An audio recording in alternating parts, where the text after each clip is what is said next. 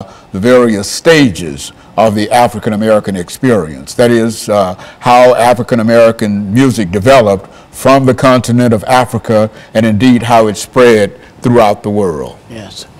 Yes, Dr. Haney, it's great to be back. And I would like to introduce myself. My name is Gregory Taylor from Tuscaloosa, Alabama. And we have been discussing the music over the times that I've been here. And I'm a graduate of Selma University. Very good. And since I saw you last, I have become a member of the Civilian Conservation Corps Legacy Membership.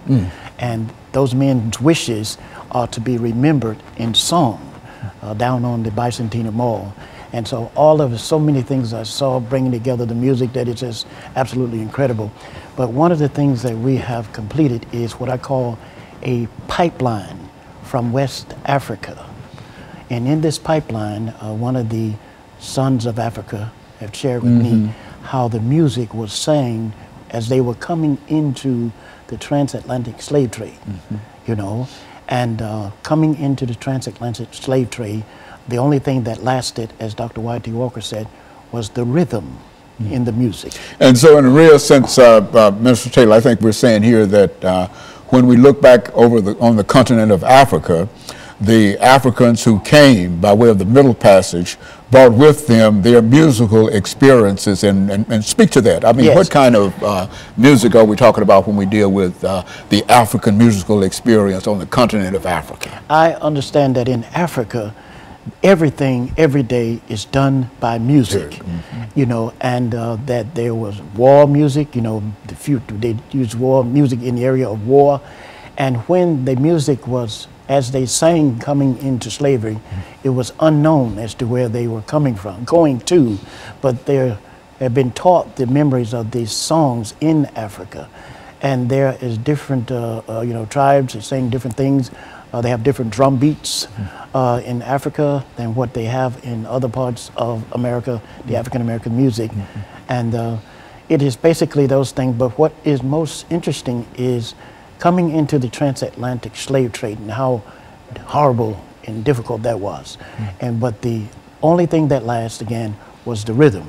And when Booker T. Washington came back from Africa to America, he said that the children of Africa in the southern plantations have a note of sorrow in their music that you don't find in other African American music in the country of America.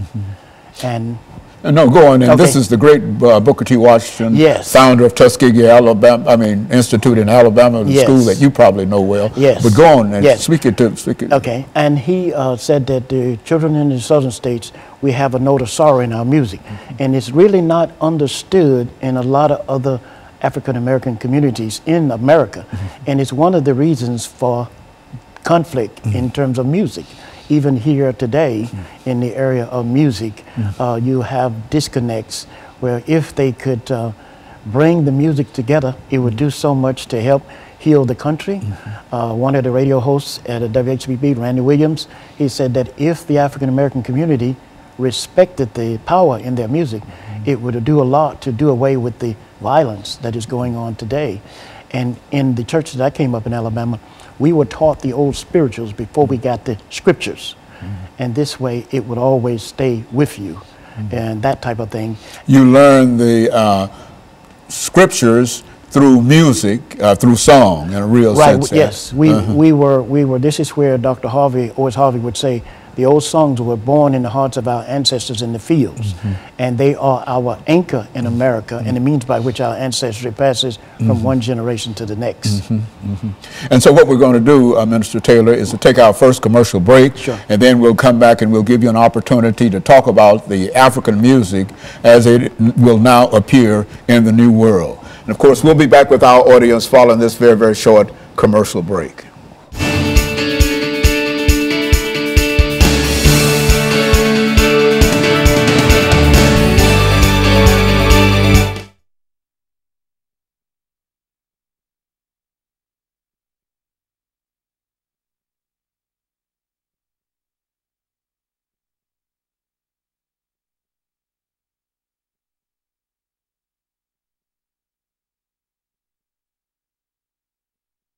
about it. Okay. You know, because I'm gonna be over here, and I hate to be throwing that trash into your audio. Yeah. But I got you. I was wondering about that. No, I tried to ask you if I was speaking loud enough. No, you're not speaking. You weren't speaking loud. Speak it up. Speak out to it. Okay, and I'm gonna. Let me set the tone for when to come back. We passed the... No, this is 6 minutes, and now we're getting into commercial. And then when I come back, this is 8 minutes. Okay, now will this be the transatlantic? No, we are in America now. Yeah, in America. Okay, slavery. Slavery, okay. Okay. Slavery and magic, okay. Now I'm going to set the tone in terms of how I want you to speak and the I got you. Sound. Okay. You know. I got you. Because it's excellent information, but you seem to be holding it back and whispering to me, and I said, I don't know. But, it's been a long time.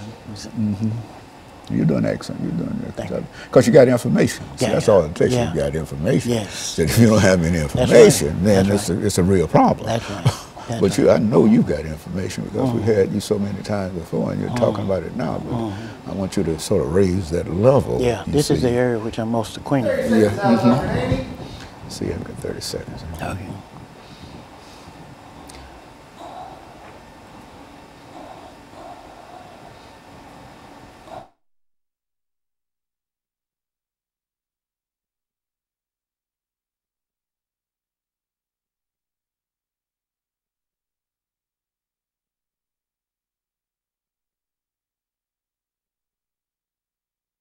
Thank you, and welcome back to the second segment of the show for today. We're talking to Minister Gregory Taylor, and he's giving us some information in reference to the stages of African American music. That is, African American music from the continent of Africa. And in a real sense, I think, as you've already demonstrated, Minister Taylor, African American music will eventually go all around the world. And so let's pick up from where we left off and give you an opportunity to talk about it at where you wish to start. Sure. Now I can pick up in the area of the Deep South. And in the Deep South, as I had said about Booker T. Washington and the late Dr. Owens Harvey, who said, the old spirituals, this is very important, the old spirituals were born in the hearts of our ancestors in the fields. And in the Caribbean, they even referenced to the fact that they knew when they got out of slavery that they didn't have health care or anything like that, but their medicine was in the music. And that's the same thing here in America. And in the area which I came up in, we were taught to always stay near the church where the old songs are sang, because they are our anchor and they're the means by which our ancestry passed from one generation to the next. And the church was like our musical hospital. The first civil rights movement actually took place in Mississippi in a music studio. It wasn't the one that people think it actually was. And I recall when they rewrote the songs in the 60s and went into the streets and sang them. When they come back, Dr. Haney, they were not the same singers they left as. These are key points, and it's very important in order for us to bring the music back that will help heal the country. And one of the professors at Emory University has said, after studying all the families around the world, he concluded that the healing of the American family will start with the point of the old spirituals. And the maestro here, I heard him say in a chemistry class at Vanderbilt University that there's a composer who wrote that one day music will play a great role in saving the world. I believe that we are in that day today. And I've kept my music pure. I'm probably the purest person in America when it comes to music. And this past Sunday, I actually decided to only go to Sunday school because I don't want to see, for me to make my music pure, to mix it up, that's to lose money, you know. And so when you say that you kept your music pure, yes, it means that you don't mix music that you use in Sunday school, church, with church worship music or worship music. Right. No. I don't mix it. And one of the other things that have taken place here, the old songs which are born in the hearts of our ancestors in the fields, that was when the European American owned the field. And now I've connected the old songs to a fourth generation farm, you know, in reference to the fact of mentioning to you that we discovered that have inherited a farm in Alabama. So what you have here, that's the heart of the America the country is the That's farm the land. and the music. Yes, that's you know, the land that and was the born music. out of the land. Yes. Yes, and one of the other things we have got to go back and do, we have got to look at the side effects of the music from the 60s. And see, like a lot of African Americans have OD'd on the MLK dream and the freedom song, suffering from mental indigestion of the 60s. You can't sing. Well, you can't sing nothing but freedom songs and protest music, you know.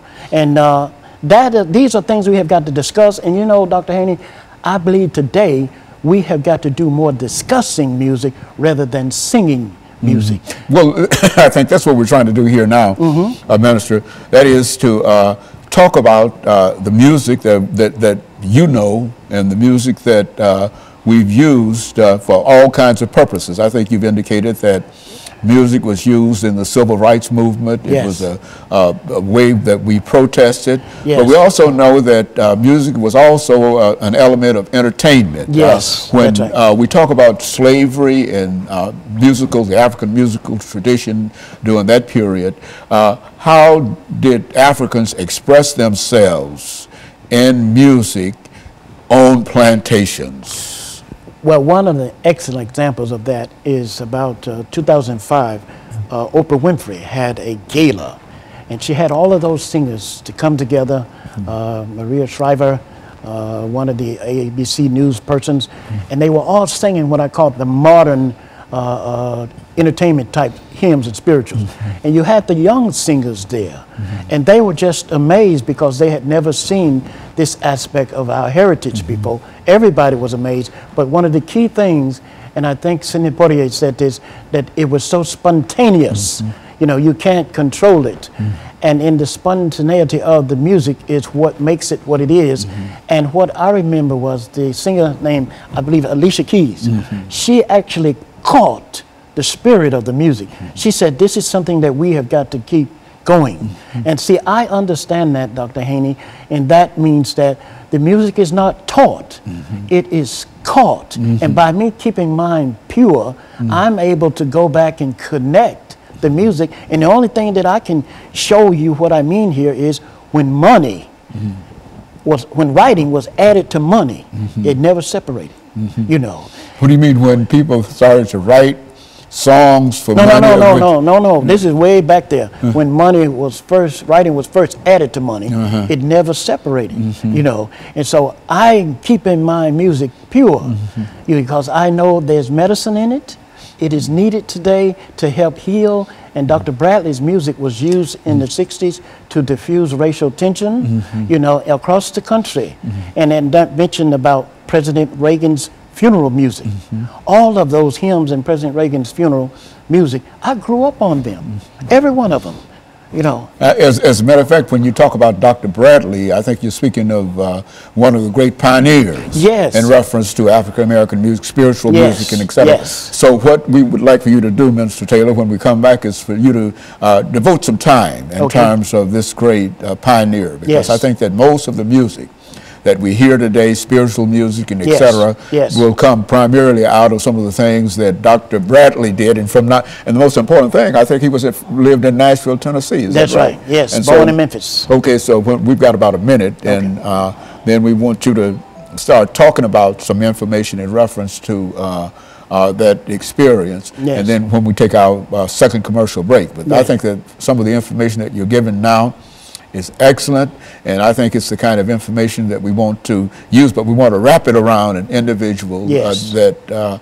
you believe. I know because we've had conversations in reference to Dr. Bradley before. As a matter of fact, I think you gave me a book dealing with Dr. Bradley, and so I know that you've got a lot of information in reference to it.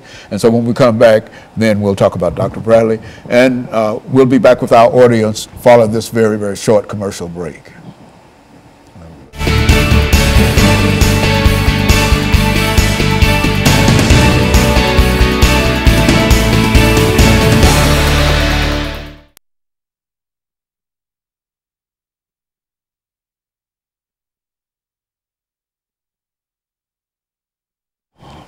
I missed it on. I didn't know where I was, but when you said a minute, I figured that I would try to run that minute out. And so here we come. Yes. Back with this 10-minute part, and so some enthusiasm, Okay. whatever in reference to. Okay. You understand? Yes. I got you. And take command of this thing. We got it. This is your information. Okay. So I want you to start talking All right. about Dr. Bradley and Yes. his information. And We got so it. we've got 10 minutes. Yes, 10 minutes? Okay. 10 minutes. Okay. This is the last 10 minutes. Yes, the Okay. last 10 minutes of the Okay. show. you Okay. see. And just. Okay. And we'll come back. Okay. I'll introduce the topic again. Okay.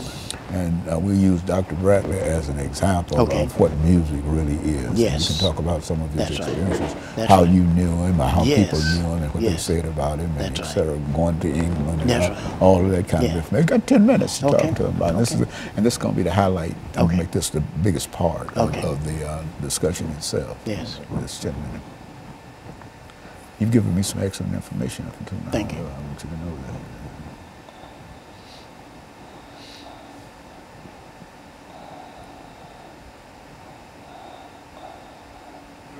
Yes, sir.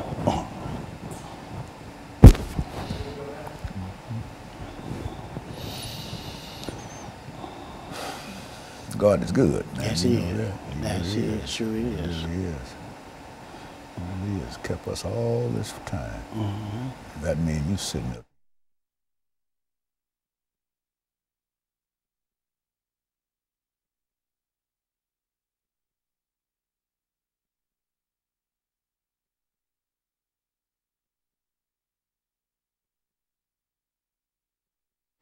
Thank you and welcome back to the final segment of the show for today.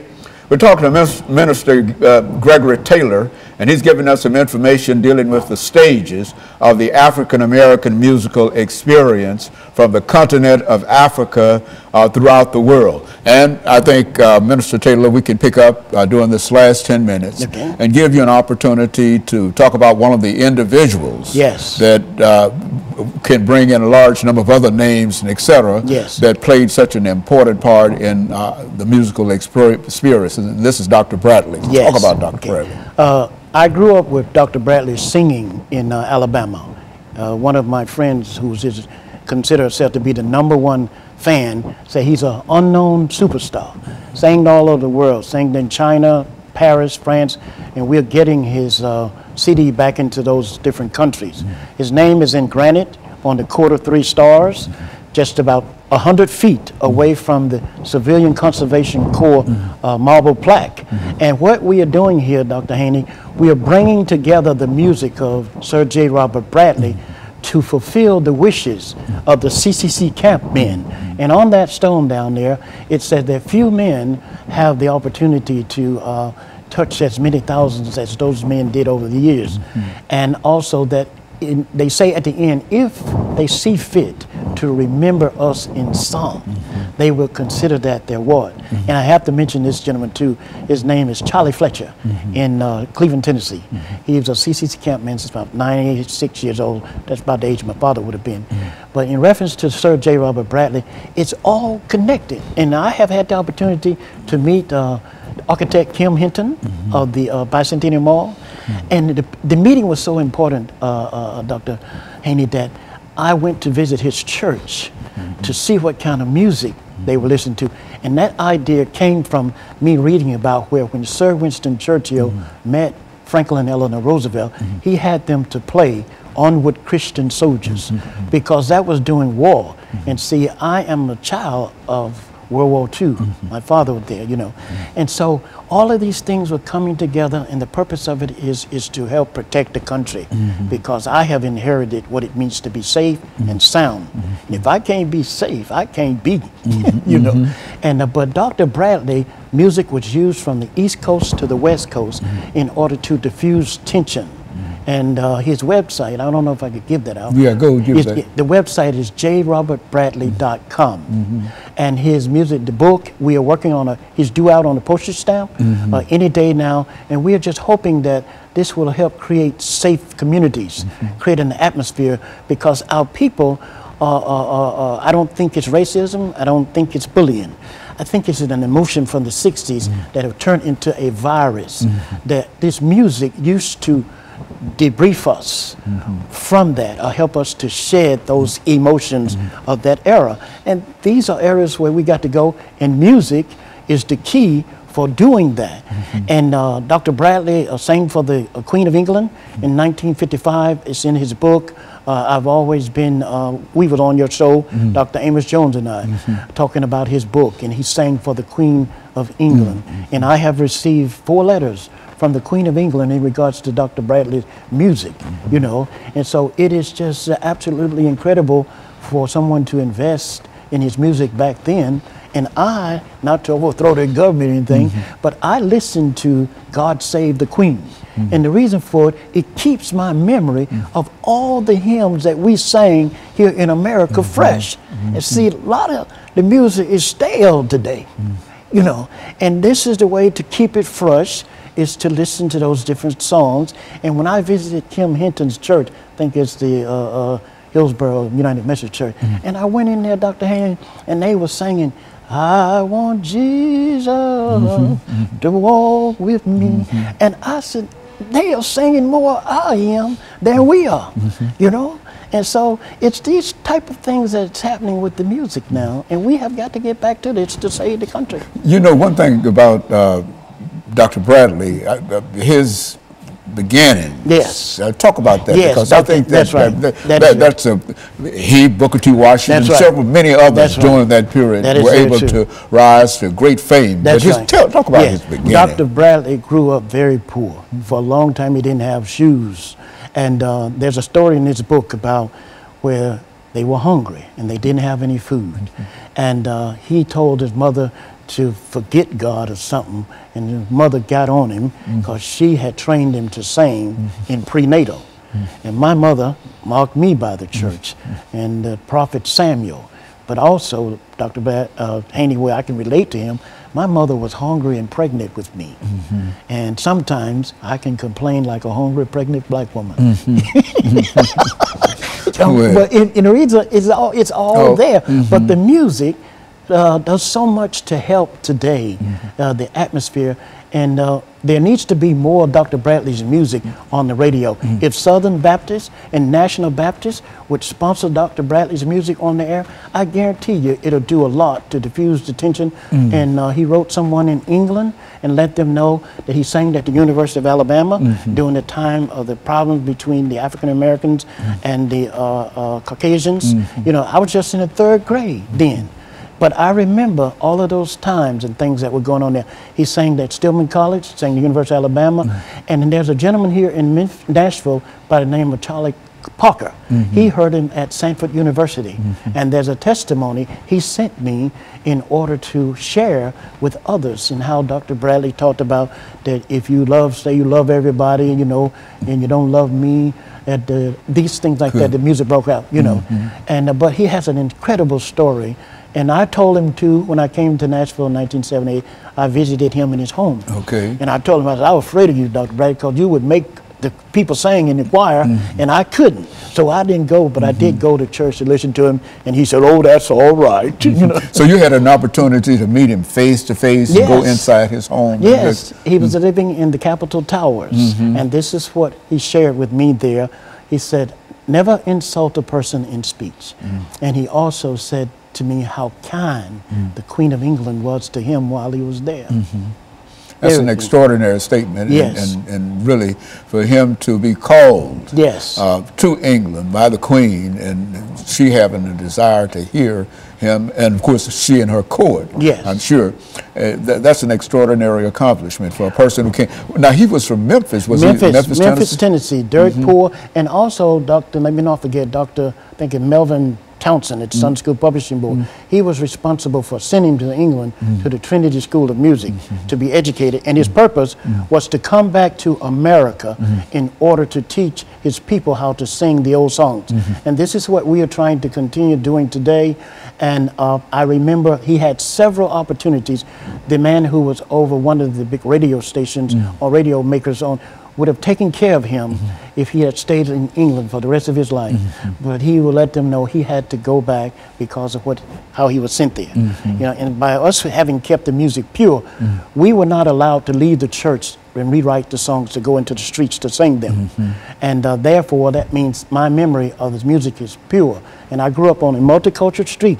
There were Koreans, Choctaw Indians, African Americans. My sisters were going to Africa, Stillman, and I met Africans then. So my whole life has been multicultural. And here recently, I mentioned to you, I discovered that just at 23, September 23rd, that my brother was Caucasian, you know, and that has caused me to realize, you know, that humorously speaking, Dr. Haney, I can be half Oreo, half apple, and have 8 colors, Crayola colors in me, because my father roots are from that was a common situation in a real sense throughout these periods.